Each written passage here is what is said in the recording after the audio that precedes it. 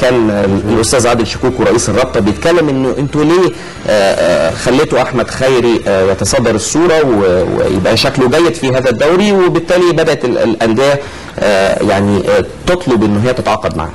هقول لحضرتك حاجه، هو يعني انا طبعا بختلف مع يعني المشجع اللطيف دون الجميل كبير مشجعين الحقيقه. لان هقول لك على حاجه، هو دلوقتي انا ادائي كلاعب كوره تالقت او ظهرت بمستوى عالي.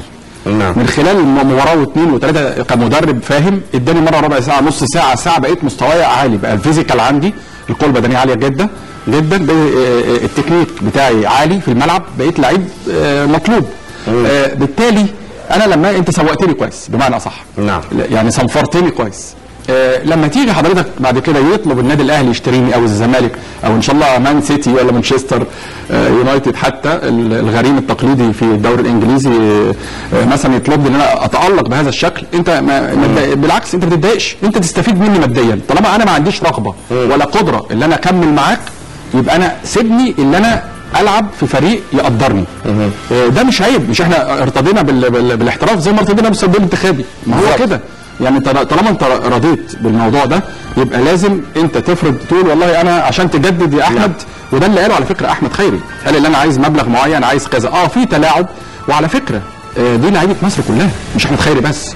اي لعيب بيصحى بدري او بيلعب ماتش يحط له جون ولا بتاع، بيبدا الناس كاحنا صحفيين، انا بحمل الصحفيين والاعلام مسؤوليه. نعم. اللي احنا بنصيطهم او بنشهرهم بشكل او معين. احمد خيري النجم، اللعيب العالمي، اللعيب المدفعجي، اللعيب، كل هذه بتؤدي الى غرور اللعيب. بالاضافه لان هو اللعيب مش حاسس بان هو مش قادر يتاقلم مع الشهره، مش قادر يتاقلم مع المبالغ الماديه اللي بياخدها الكبيره. بالظبط. وكان لينا قبل كده مين؟ كان ابراهيم سعيد، اللي انا كنت قلت قبل كده من 10 12 سنه لما شفته، قلت من احسن لعيبه شفتهم عينيا شافته في المركز ده. شوف ابراهيم سعيد فين دلوقتي. اكيد. لانه لم يتاقلم، حس ان هو خلاص معاه فلوس، معاه مش عارف ايه، فشبع كوره، فمش عايز يلعب.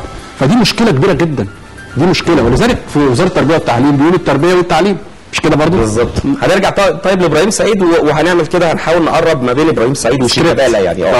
طيب 5 امنيات للبدري في السوبر الافريقي، يمكن ده الخبر الابرز معانا والحدث الاكبر غدا ان شاء الله، لقاء نهائي السوبر الافريقي ما بين الاهلي المصري وليوباردز بطل الكونغو.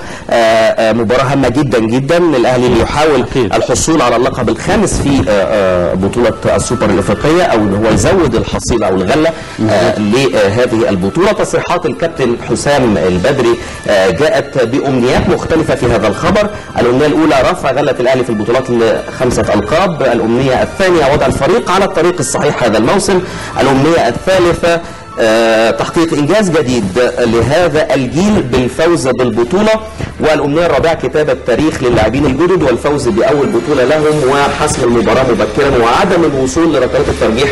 ودي النقطه الاهم، لان الاهلي ضيع ركلات ترجيح كتير في الدوري المصري، وصلت تقريبا ل3 ضربات جزاء. طبعا انا متفق مع البوتشر، هو الاسم اللي هو للكابتن حسام البدري.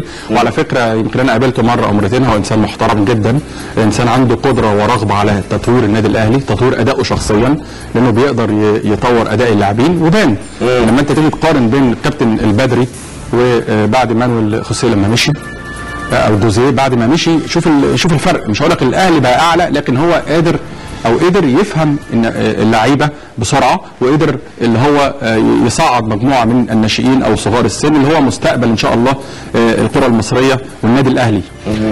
طبعا حق مشروع ولا عيب ولا حرام اللي انت كنادي اهلي تعمل تاريخ، وخاصه اللي هو صاحب السعاده او اللقطه الجميله بطوله نهائي افريقيا للكاف، وخد بطوله افريقيا من عقر دار الترجي التونسي. اكيد طبعا. وانت عارف مدى قوه الترجي التونسي في الفتره دي، ومدى ذبذبه الاداء المصري بعد توقف الدوري والمسابقات والحاجات دي. الاغلى في تاريخ الاهلي، تعتبر الاغلى، وكان اكتشاف لسيد حمدي، اكتشف وفاجئ نفسه الحقيقه اداء غير عادي.